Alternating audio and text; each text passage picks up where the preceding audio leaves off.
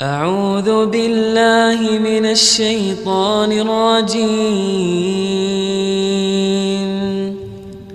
بسم الله الرحمن الرحيم.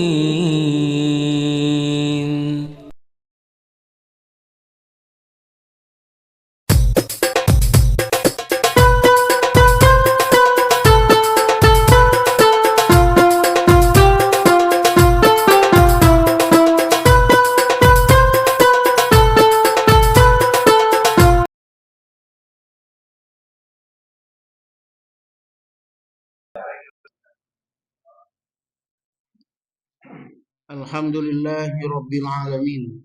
Alhamdulillahilladzi hadana lihada wa ma kunna linahtadiya laula an hadana Allah.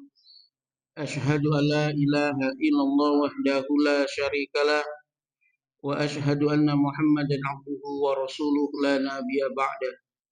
Allahumma salli wa sallim ala nabiyyina Muhammadin wa ala alihi wa sahbihi ajma'in wa man tabi'ahum bi ihsanin ila yaumiddin, amma ba'd.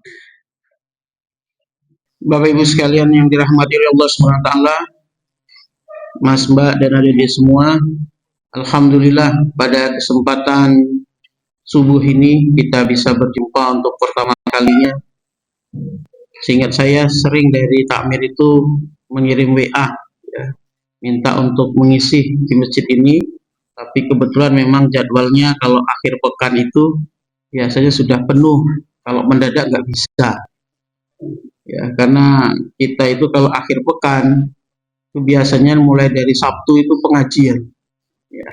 Alhamdulillah pada kesempatan ini saya bisa hadir di sini di Masjid Mustaghfirin, masjid orang-orang yang memohon ampun. Nah, ini luar biasa sekali, makanya masjidnya penuh ya.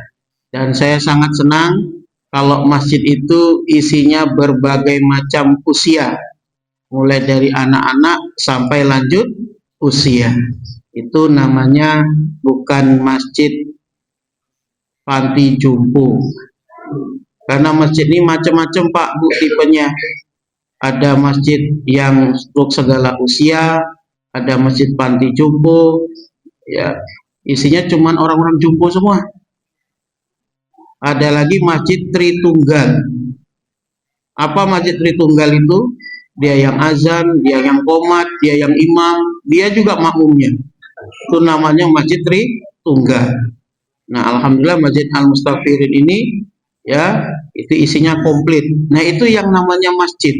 Masjid itu tempat orang bersujud, tempat orang berkumpul. Maka isinya segala usia. Ya, bukan hanya orang lanjut usia. Nah, tema besar kita ini adalah tentang keluarga sakinah. Subtemanya adalah aktualisasi peran suami istri dalam keluarga menghadapi dinamika kehidupan. Bapak Ibu yang aktif, Mas Mbak, adik-adik yang aktif di sosial media, sekarang ini mengerikan sekali. Orang biasanya antri itu kalau bagi sembako. Betul? Sekarang yang terjadi, orang antri di KUA itu bukan ngurusin pernikahan, ngurusin perceraian. Sampai-sampai kantor urusan agama itu belum pernah yang namanya KUA itu promosi pernikahan. Sekarang di seluruh Indonesia semua KUA promosi ngajak orang untuk nikah. Kenapa? Karena angka pernikahan menurun, sedangkan perceraian meningkat. Nah, ini yang terjadi, sehingga akan menjadi penurunan angka kelahiran. Bapak Ibu, Indonesia tidak lagi menjadi negara umat Islam terbesar di dunia. Sekarang negara yang memiliki umat Islam terbesar dan terbanyak itu Pakistan, bukan Indonesia lagi. Indonesia masuk urutan kedua. Kemungkinan besar 5 tahun yang akan datang masuk urutan ketiga, keempat, dan seterusnya. Kenapa? Satu, angka pernikahan menurun. dua angka kelahiran menurun. Karena sudah masuk paham, bukan hanya paham untuk tidak menikah, tapi paham untuk tidak punya anak. Nah, itu begitu. Paham untuk tidak punya anak. Tambah lagi, paham anak cukup satu saja. Yang dipromosikan juga oleh pemerintah. Ya kan, dulu KB, sekarang cukup satu. Nah, bagaimana enggak umat Islam lama-lama menurun? Nah, ini ya. Oleh karena itu hari ini tema kita tentang keluarga sakinah, bagaimana aktualisasinya untuk suami dan istri. Meskipun ada anak-anak, nanti akan saya singgung terkait dengan masalah anak-anak. Baik. Nah, ini istri saya dan saya. Ya. Naik kuda, tapi kudanya kasihan berat. Ya. Nah, itu. Bapak Ibu sekalian, membangun bersama keluarga sakinah. Jadi bukan hanya dibangun 1-2 orang saja. Pernikahan sebagai sumber sakinah. Ini ayat yang dibaca kalau orang mengadakan pernikahan. Mesti sudah kita dengar terus. Apalagi sekarang habis Idul Adha banyak undangan. Mesti ayat ini sering terdengar. Allah Subhanahu wa taala berfirman, "Wa min ayatihi an khalaqalakum min anfusikum azwaja litaskunu ilaiha wa ja'ala bainakum mawaddah wa rahmah." Dan di antara tanda-tanda kekuasaannya ialah Dia menciptakan untukmu pasangan dari jenismu sendiri agar kamu cenderung dan merasa tentram kepadanya, dan Dia menjadikan di antaramu rasa cinta dan kasih sayang. Maksud ayat ini apa? Satu, jangan disalahpahami. Allah menjadikan kita itu berpasangan dari jenismu sendiri. Maksudnya bukan sejenis, laki-laki dengan laki-laki, perempuan dengan perempuan. Itu salah. Dan ini pemahaman yang sempat dipakai oleh orang-orang LGBT. Kata siapa kami nggak boleh nikah sejenis? Itu di Al-Quran, surat Ar-Rum ayat 21, diciptakan berpasangan dari jenismu sendiri. Nah, itu dia salah paham. Maksudnya jenis sendiri itu adalah jenis manusia, bukan yang lain. Satu jenis manusia, bukan sesama jenis. Nah, karena Allah itu menciptakan Adam dan Hawa, bukan Adam dan Anton. Ingat itu, ya. Maka ibu-ibu, bapak-bapak, sekarang kita juga harus waspada. Kalau lihat anak kita kok dengan temennya, sesama laki-laki kok akrab banget, jalan gandengan, jangan senang, wah anakku normal, mainnya dengan laki-laki saja. Sekarang itu harus waspada, Pak. Ternyata mereka punya hubungan. Iya. Sekarang ini angka pengikut LGBT terus meningkat, sehingga angka virus HIV terus meningkat. Nah, maka harus hati-hati. Wah, anakku normal kok, jalan sama cowok terus. Ternyata mereka bergandengan tangan. Yang punya kos-kosan harus hati-hati. Oh, ini ada orang ngekos satu kamar berdua akrab banget. Dicek saya sekali. Ini suami istri apa, Bu? Bukan. Oh, ternyata mereka pasangan sejenis. Nah, ini Bapak Ibu harus hati-hati. Ya. Nah, selanjutnya Bapak Ibu nikah itu dengan manusia, bukan dengan selain manusia. Di luar negeri udah banyak kejadian. Di Jepang nikah dengan dirinya sendiri. Bayangkan Pak Bu, nikah dengan dirinya sendiri. Dan itu sah. Nikah dengan bantal. Ya, di Amerika nikah dengan anjing. Di Eropa nikah dengan pizza, nikah dengan donat. Kalau jangan nggak percaya, searching di Google itu. Pernikahan tidak normal. Dan itu terjadi. Bahkan negara yang angka pernikahannya kecil dan kelahirannya kecil sudah kita saksikan. Jepang. Jepang itu banyak desa-desa kosong, Bapak Ibu. Kalau jenengan mau pindah ke Jepang, bukan hanya dikasih rumah, tapi dikasih dana. Tinggal di desa-desa di Jepang. Kenapa? Nggak ada orangnya. Karena angka pernikahan dan kelahiran menurun. Bahkan di Jepang kekurangan laki-laki, Pak. Ayo hijrah ke sana. Jepang kekurangan laki-laki. Satu laki-laki, perempuannya 40. Tuh, jenengan bisa nikah 40, Pak. Nek mampu. Ya. Nah, maka ketika pernikahan itu terjadi, tujuannya untuk apa? Supaya kamu ada tumbuh rasa tentram, cinta dan kasih sayang. Pak, kalau nikah itu buat kita apa? Tentram. Ibu-ibu, kalau nikah itu buat kita apa? Tentram. Pertanyaannya, sudah tentram belum, Bu? Kalau nikah itu memunculkan cinta dan kasih sayang, masih nggak ada rasa cinta dan kasih sayang, Bu? Masih sayang nggak dengan bapaknya? Halo? Masih cinta nggak dengan bapaknya? Kenapa masih? Nggak ada yang lain. Adik-adik yang datang sayang nggak sama bapak ibunya? Kenapa sayang sama bapak ibunya? Dikasih uang, nggak ada yang lain, gitu ya. Nah, ini tujuan menikah itu merasa tentram. Maka orang yang menikah harusnya tentram hatinya, muncul rasa cinta di antara keduanya. Nah, ada kata sakinah, mawadah, warohmah. Sakinah itu apa? Stabilitas emosional. Jadi Bapak Ibu, adik-adik semua, Mas Mbak, ketika di rumah tangga itu stabilitas emosi kita stabil, emosi kita stabil. Orang yang kalau belum nikah itu emosian, seharusnya kalau sudah nikah tentram, nggak gampang marah. Kenapa? Ada yang menetralkannya. Siapa? Pasangannya. Bapak-bapak pulang kerja, belum? Tiba-tiba teriak. Biasanya kalau salam lembut, assalamualaikum, tiba-tiba teriak. Istrinya kaget. Nah, sebagai seorang pasangan, bukan malah marah-marah. Kenapa toh Pak kok masuk teriak-teriak? Biasanya salamnya lemah lembut. Enggak, menenteramkan. Bapak, waalaikumsalam Pak. Bagaimana Bu cara menenteramkan Bapak kalau pulang sambil marah-marah? Nah, ini ada ilmunya. Pasangan itu menenteramkan. Maka ibu-ibu kalau suami pulang, anak pulang, kok emosinya tidak stabil, jenengan fungsinya menstabilisasi. Bagaimana caranya? Ini laki-laki Bu, beda dengan perempuan.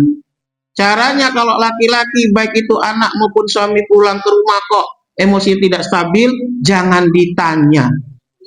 Diamkan saja. Teriak, salam, makan, siapkan saja makan. Minum, siapkan saja minum. Kalau nggak minta apapun, diamkan dulu. Ini ada ilmunya.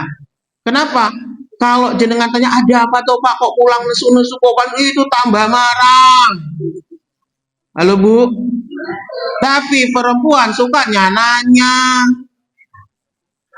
Bukan malah tenang, suaminya tambah pusing. Jadi Bu, kalau lihat laki-laki, baik anak maupun suami kok pulang dalam kondisi tidak nyaman, kelihatan kan dari wajahnya orang marah itu, nggak seneng hatinya, maka diamkan dulu sampai dia tenang. Caranya bagaimana? Kalau suami itu ya masuk kok ngomong terus, dia marah-marah, diamkan saja. Siapkan saja apa yang biasa disiapkan. Oh, Bapak itu kalau pulang biasanya disiapkan kopi, siapkan saja kopi. Diam aja, taruh kopi di situ. Sampai bapaknya minum. Oh, biasa disiapkan singkong, gorengan, siapkan saja. Sampai suami ngomong sendiri. Termasuk anak laki-laki. Pulang dari sekolah, lempar tas, lempar sendal. Diam Bu. Loh kamu ini nggak sopan banget, lempar sana, lempar si anak macam apa? Nanya siapa? Ya anakmu. Ya makanya diam, ini tekniknya. Stabilitas emosi. Kalau sudah tenang semua, sudah ngajak ngomong, baru jenengan ngomong. Bapak-bapak, adik-adik yang laki-laki, kalau ibunya rewel, ngomel, Apa yang dilakukan Bapak? Apa yang dilakukan adik-adik yang laki-laki? Diem. Kalau nggak kuat bagaimana? Pergi. Loh, kok bisa Ustadz kayak gitu? Biasanya istri itu kalau lagi ngomel ditinggal ngamuk. Betul. Tapi itu lebih baik daripada jenengan yang ngamuk. Halo? Loh, ini ada hadisnya.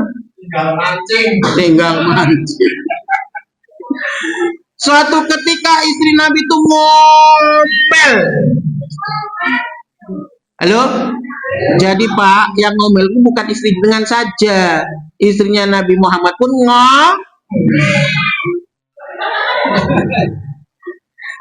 Apa yang dilakukan Nabi? Ketika Nabi sudah tidak kuat lagi mendengar omelan para istrinya, Nabi pergi menyendiri ke tempat yang biasa kumpul dengan sahabatnya. Lalu datanglah Abu Bakar dan Umar. Kaget lihat loh, kok Nabi tumben duduk di sini, bukan seperti biasanya. Setelah memberikan salam, keduanya lalu bertanya kepada Rasulullah, "Ya Rasulullah, kenapa engkau hari ini kok tumben sudah di sini, tidak seperti biasanya?" Nabi itu fatona, cerdas. Sebelum jawab, Nabi nanya balik, "Lah kalian berdua ngapain di sini?" Akhirnya Abu Bakar menjawab, "Ya Rasulullah, istriku itu sedang marah, ngomel, aku nggak kuat, makanya aku kesini." Di jalan ketemu Umar. "Kamu kenapa Umar?" "Sama ya Rasulullah, istriku lagi marah, ngomel, aku nggak kuat, aku kesini." Lalu Rasulullah gimana? "Kok kesini?" "Sama seperti kalian berdua, karena anak-anak kalian berdua. Karena anaknya Abu Bakar dan Umar jadi istri Rasul. Jadi resepnya gitu Pak. Jangan pernah dengar Bu Pak, ada artis yang dijambak, ditarik, dibanting suaminya kan? Ya kan? Kenapa? Karena ketika laki-laki marah, dia nggak bisa ngomong, emosinya nggak tertahankan, maka tangannya yang berbicara. Jangan mau pilih mana Bu? Suaminya pergi karena nggak kuat, atau bertahan tangannya bicara? Nah kan? Jadi Pak, jenengan tuh nggak ada apa-apa, nggak terlalu dibutuhkan. Ya sudah pergi Pak. Walaupun istrinya teriak, "Bapak, aku belum selesai." Tinggal daripada KDRT. Karena KDRT tidak ada contohnya dari Nabi. Contohnya dari Nabi apa? Meninggalkan sementara, bukan meninggalkan cari yang baru Pak. Meninggalkan sementara, terus pulang lagi ketika kondisi hati sudah tenang. Nah itulah yang namanya sakinah. Jadi sakinah itu bukan rumah yang nggak pernah rame, yang nggak pernah ribut. Keributan dari rumah tangga itu mesti Pak, Bu, adik-adik. Kalau lihat bapak ibunya ribut tuh biasa itu. Kenapa? Laki-laki dan perempuan diciptakan berbeda, dari keluarga besar yang berbeda, karakter yang berbeda. Maka kalau ribut biasa, tapi jangan jadi kebiasaan. Kalau jadi kebiasaan itu udah nggak baik. Halo? Di sini ada yang tiap hari ribut. Orangnya datang. Ini penting. Jadi kalau ribut-ribut kecil biasalah. Istrinya cemburu karena ada janda baru di kampung. Biasalah itu. Ya, bapaknya cemburu ada berondong baru. Biasalah itu. Tapi jangan jadi kebiasaan. Jadi fungsinya pasangan itu adalah menstabilitaskan emosi. Jadi suami pulang kerja tenang nyampe rumah. Istri punya masalah tenang ketemu suami. Anak pulang sekolah, pulang dari main, pulangnya ke rumah. Kenapa? Senang di rumah karena menjadi stabilitas emosi. Di sekolah dibully, main, ribut sama teman, di rumah dia bisa menstabilitaskan apa? Emosi. Yang kedua, mawadah, cinta yang aktif. Cinta yang aktif itu bukan ucapan I love you, I love you, I love you. Tapi apa? Memberikan perhatian. Dan itu terus menerus, bukan saat pernikahan pertama. Dalam teori Bapak Ibu, pernikahan 1 semester pertama itu mesti bagus semua. Tapi sudah masuk semester kedua ketahuan aslinya. Betul apa betul? Ini jenengan yang hadir kan banyak yang alumni pernikahan puluhan tahun toh. Kalau baru nikah tuh semester pertama bagus semua. Masuk semester kedua baru ketahuan aslinya. Maka cinta itu cinta aktif yang terus berkembang, bukan hanya di awal. Kemudian rahmah, artinya apa? Rahmah itu kasih sayang di saat lemah. Apa maksudnya? Ketika melihat kekurangan pasangan, ketika melihat kekurangan istri ataupun suami, pasangan tersebut, istri atau suami itu bisa menerimanya dan menjadi penyempurna. Itu yang namanya rahmah. Oh ternyata istriku tuh begini toh, dia sempurnakan. Oh ternyata suamiku tuh begini toh, dia sempurnakan menjadi lebih baik. Itu namanya rahmah. Dan ini bukan ujuk-ujuk tiba-tiba ketika menikah terjadi, tidak. Semua harus diusahakan. Apa? Diusahakan. Nih lihat, kelihatan nggak tulisan ini? Ya, ini pakai kartun, nggak pakai foto saya. Setelah menikah kamu akan lebih nyaman di rumah bersama pasanganmu daripada nongkrong di kafe bersama teman-temanmu. Itulah sakinah. Pak, kalau jenengan itu setelah nikah kok seneng di rumah daripada nongkrong di angkringan, daripada mancing, itu ciri rumahnya sudah sakinah. Tapi kalau baru pulang kerja langsung mancing, kebalikan dari sakinah, sakono. Nah ini cirinya. Jadi rumah tangga yang sakinah itu orang kalau selesai dari luar pengennya di rumah segera pulang. Kenapa? Kembali ke atas. Ya, sakinah itu stabilitas emosi. Pernikahan yang saat itu apa? Istri sudah selesai dengan masa gadisnya. Suami sudah selesai dengan masa nakalnya. Dan orang tua yang sudah siap ditinggal anaknya. Itu yang namanya pernikahan yang sehat. Istri sudah nikah, maka dia nggak lagi sering kumpul sama teman-teman gadisnya, ngemol, ngemul. Suami juga sudah nggak ada lagi jadwal nakalnya, gabung masih di geng motornya, masih gabung dengan kelompok ini itu. Dia mementingkan istri dan anak. Itu pernikahan yang sehat. Bukan nggak boleh Pak punya banyak grup-grup itu, boleh, tapi perhatikan jatah istri dan anakmu. Loh saya itu ditanya, loh Ustadz kok jarang sekali ya kumpul dengan ini dengan ini. Lah waktu saya sudah habis untuk umat. Kalau saya masih kumpul-kumpul kelompok-kelompok kayak gitu, kapan sama anak dan istri? Loh saya itu ada waktu 1 jam saja Pak kosong, saya manfaatkan dengan istri. Kemarin seharian sampai sore di kampus. Habis maghrib, saya ajak anak-anak saya ke alun-alun. Sebentar saja. Terus pulang. Karena apa? Habis Isya ada rapat RT. Coba kalau saya berpikir, males ngajak anak keluar.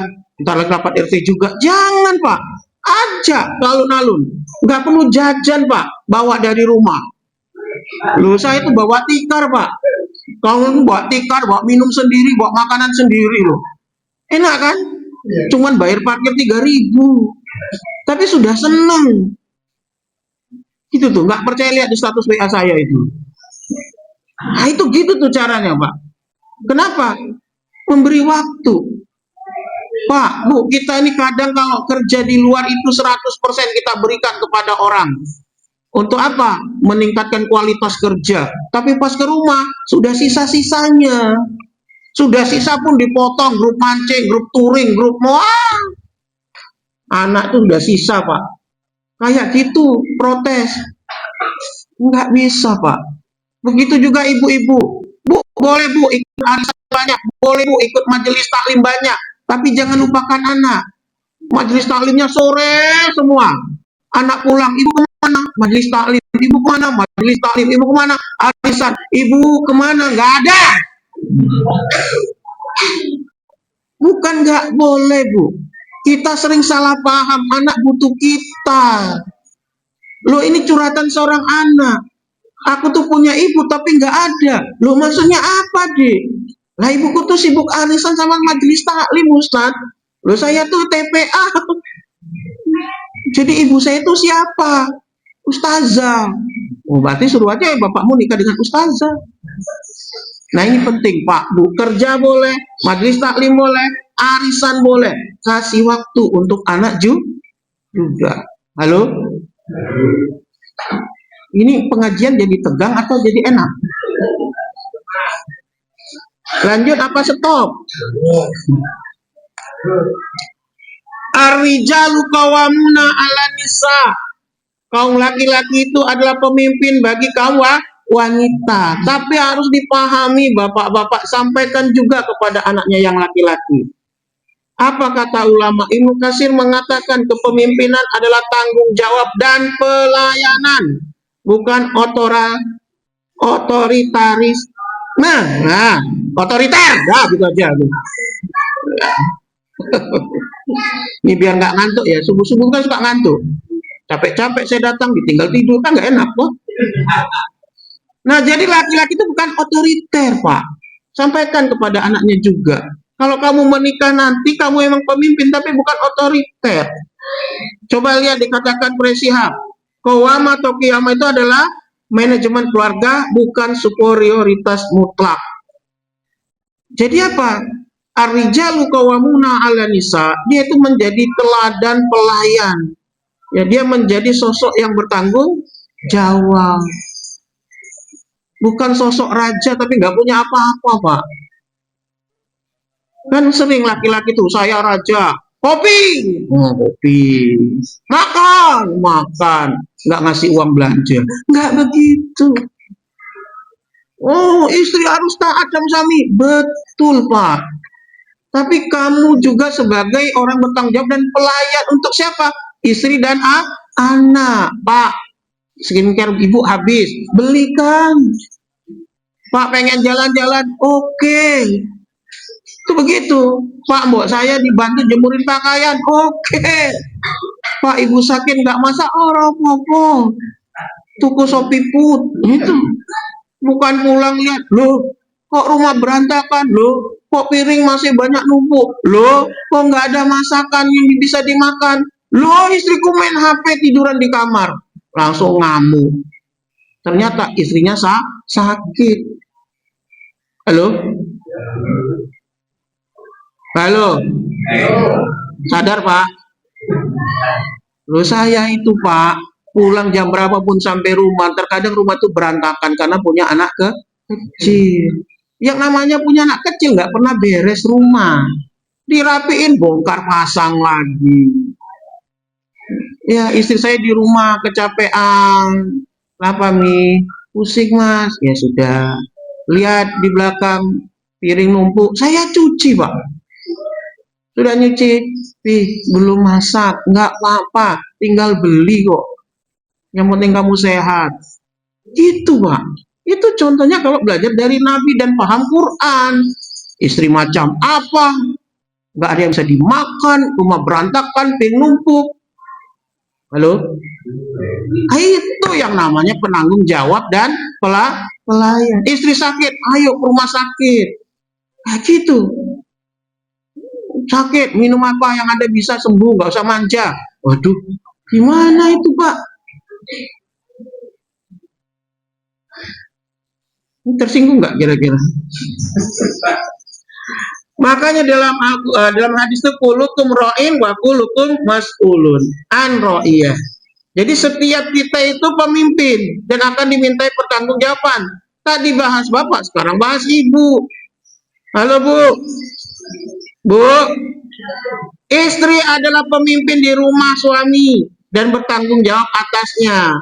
Ketika suami di luar, ketika suami bekerja, maka tanggung jawab kepala keluarga di rumah kembali kepada istri.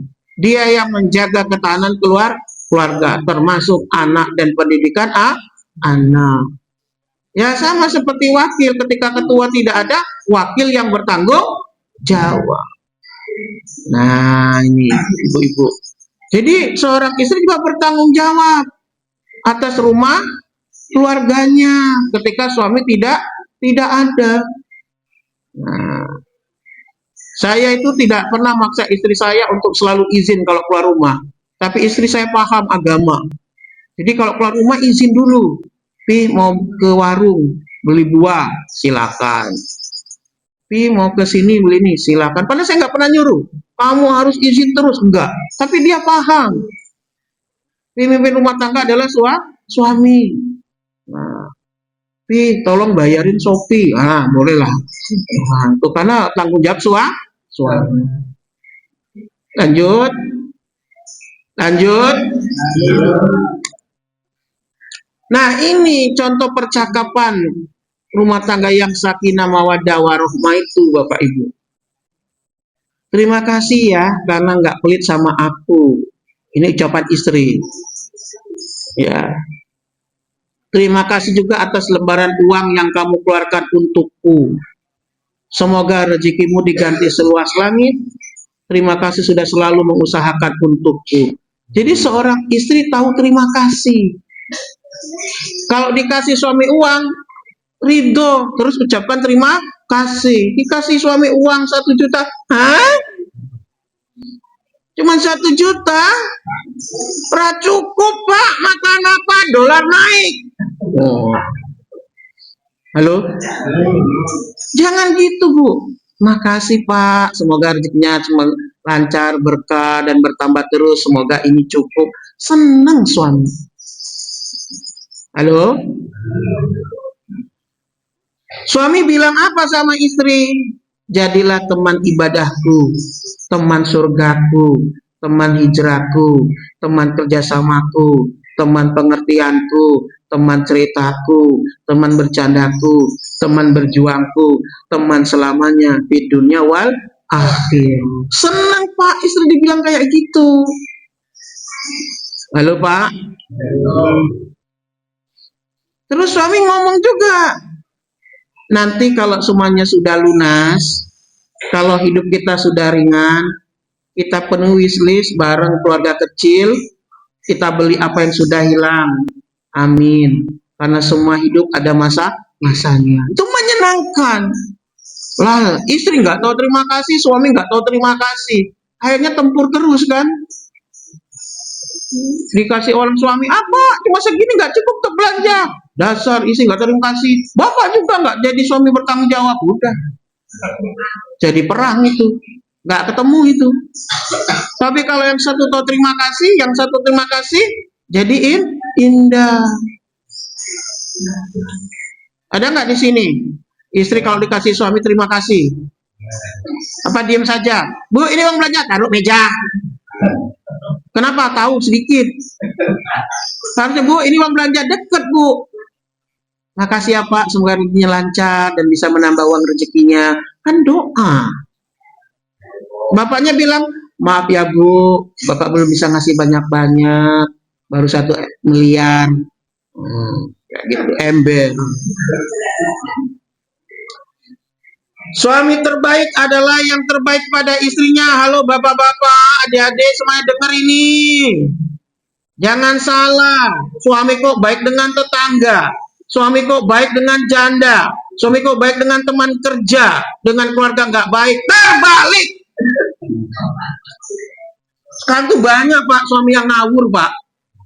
Kalau dengan temannya, dengan baik banget Pak, ngasih. Dengan istrinya Pak, pelit meditnya minta ampun.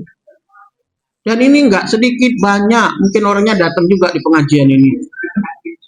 Apa kata Nabi dan Tirmizi? Khairukum li ahlihi. Sebaik-baiknya kalian adalah yang paling baik kepada keluarganya. Pak, urutan baik itu, urutan sedekah itu kepada keluarga dulu. Baru orang lain. Jangan dibalik Pak. Dengan orang, loyal sekali. Dengan istri dan anak pelit sekali. Sampai baju istri itu udah banyak tai lalatnya itu. Mukenanya hitam coklat di atas kepalanya itu. Jangan Pak. Perhatikan. Istri dan anak-anak kita baru orang lain. Kenapa? Ini tanggung jawab kita. Jangan dibalik. Bahannya Pak, orang senang dipuji di luar, di rumah hancur. Banyak kayak gitu. Dan saya selalu nasehatin itu. Kalau ada laporan dari teman-teman saya, Ustaz, ini suami saya kok begini-gini, saya cek tuh benar nggak suaminya kayak gitu di luar. Saya nasihatin Pak. Saya sampaikan di sini. Khairukum khairukum li ahlihi. Sebaik-baiknya kamu tuh yang paling baik dengan keluargamu, bukan dengan orang. Nah percuma Pak kita baik dengan orang, keluarga kita sengsara. Itu nggak Islami Pak. Nggak ada contohnya dari Nabi itu, nggak ada contoh. Ya. Percayalah jika kamu selalu membuat istrimu bahagia, ini nasihat untuk para suami. Percayalah jika kamu selalu membuat istrimu bahagia, entah itu dari tutur katamu, kejujuranmu, perlakuanmu yang mulia, memuliakannya, maka rezekimu akan seperti air mengalir. Pak, ini sudah saya buktikan Pak. Iya, saya buktikan betul, rezeki itu ngalir itu. Dengan cara membahagiakan istri. Alhamdulillah istri saya itu nggak mata duitan Pak. Saya baru tahu ada perempuan yang nggak suka megang duit. Istri saya itu kalau dikasih uang harus dimasukkan ke dompetnya atau dikasih tisu. Karena istri saya itu alergi Pak dengan duit. Betul Pak. Saya baru tahu itu. Kalau dia megang uang, nggak segera tanda tangan, nggak segera cuci tangan, itu dia gatel tangannya itu. Alergi dia dengan uang itu. Tapi kasih ATM seneng banget Pak. Oh, gitu ya. Dan saya kan benar kan bilangnya alergi uang kan, tapi ATM enggak. Lalu Pak, itu resep kalau mau rezeki mengalir deras. Ya, perbaiki hubungan dengan istri. Sayang istri mau apa? Caranya gampang Pak. Kalau istri itu cerita tentang sesuatu, misal habis pengajian, habis arisan, pulang, dia cerita Pak. Pak, itu ada ibu-ibu Pak. Gelangnya bagus Pak. Mukenanya baru. Pak, itu bukan hanya cerita, tapi proposal. Betul nggak Bu? Ibu tuh pengen juga sebenarnya Pak. Jadi kalau istri cerita itu bukan hanya cerita Pak, proposal. Kalau jenengan tanya, ibu mau? Dia jawab tidak mesti Pak. Karena tahu jenengan nggak punya uang. Tapi kalau jenengan belikan Pak, dia seneng banget Pak. Dan itu sudah saya praktekkan Pak. Iya Pak. Apalagi kalau jenengan ajak istri jalan-jalan Pak, ke mall kemana. Dia lihat benda kok lebih dari 2 menit, itu mesti dia kepengen Pak. Nggak usah jenengan tanya, adik mau? Nggak usah. Kepengen mesti. Kalau jenengan tanya mesti jawabannya nggak mau. Karena istri itu pembohong Pak. Pembohong apa? Dia tahu suaminya tuh nanti berat, maka dia berbohong mengatakan tidak. Tapi bohong yang baik, menjaga kehormatan suami. Suami yang ngerti, belikan Pak diam-diam. Nah itu Pak. Jadi itu kejadian saya lihat, istri saya lihat pegang tas tuh Pak. Lama sekali. Wah, saya coba tanya, adik mau? Enggak, Mas cuman pegang. Pegang 5 menit. Akhirnya makan siang saya pamit. Mas ke belakang dulu. Ke belakang tuh ke toko tadi Pak. Beli tas. Nah itu. Setelah itu saya kasihkan ke dia. Adik kan nggak minta, Mas cuman pegang. Tapi kamu mau nggak? Mau sih. Nah itu Pak. Ini rahasia itu Pak. Dan silakan diikuti. Ya. Kalau jangan nggak mampu jangan sesering bawa ke mall. Nah. Masih ada 5 menit ya. Suami dan istri adalah pakaian satu sama lain. Ya, maka pahami fungsi pakaian, maka Anda akan memahami ayat ini. Hunna libasul lakum wa antum libasul lahunna.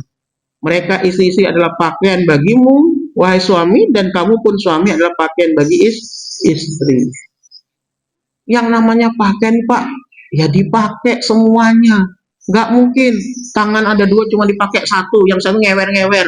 Nggak mungkin Pak. Maka genggam sebelum hilang, jaga sebelum tiada, dan hargai selagi di sisi. Karena sesuatu yang tidak dihargai pasti akan dirindu setelah ia pergi. Betapa banyak orang ketika setelah bercerai baru tahu, oh ternyata istriku, oh ternyata suamiku. Ya kan? Kenapa? Karena saat menikah di rumah tangga dia nggak dihargai. Lama-lama pergi Pak. Lama-lama pergi Bu. Dan saya selalu bilang, kalau ingin tahu siapa yang salah dalam rumah tangga, lihat setelah perceraiannya, siapa yang paling susah hidupnya. Dialah yang bersalah dalam rumah tangga. Kalau ada yang semakin tinggi derajatnya, semakin sukses hidupnya, dialah yang benar di dalam rumah tangga. Maka maknanya apa? Saling melindungi, menutupi aib, menghangatkan saat dingin kehidupan. Jadi jangan suka menceritakan aib suami Bu. Ceritakan aib suami tapi nambah anak, itu kan ngawur. Dan itu terjadi di lingkungan kita. Cerita suaminya gini-gini, besoknya hamil dia. Loh, gimana ini ceritanya ini? Ya. Nah, terakhir 2 menit. Maka aktualisasi peran suami istri dalam dinamika kehidupan. Suami, pemimpin spiritual, menjadi teladan sholat, Pak. Halo bapak-bapak, tolong. Kalau ingin menciptakan anak soleh nih, anak-anak kita ini, satu yang harus kita lakukan terus, teladan dalam sholat. Maka anak akan sholat, Pak. Menghidupkan doa dan nilai tauhid di rumah. Ini fungsi suami pertama, peran suami pertama. Sholat jadi teladan, menghidupkan doa dan nilai tauhid di dalam rumah. Masuk rumah, Pak, berdoa, salam, masuk kamar mandi, doa, sehingga didengar anak. Akhirnya anak ngikutin. Penopang emosional, dengarkan, Pak, cerita istri dan anak, bukan menghakimi. Hadir secara batin, bukan hanya fisik. Terkadang suami hadir cuma fisiknya, batinnya nggak ada. Makanya rumah tangga terasa gersang. Istri jenuh di rumah, anak pun begitu. Suami penanggung jawab nafkah dan arah, nafkah materi dan maknawi. Jadi Pak, tanggung jawab nafkah itu adalah suami, maka bekerja sesulit apapun, karena seorang laki-laki akan terhina ketika nggak punya harta.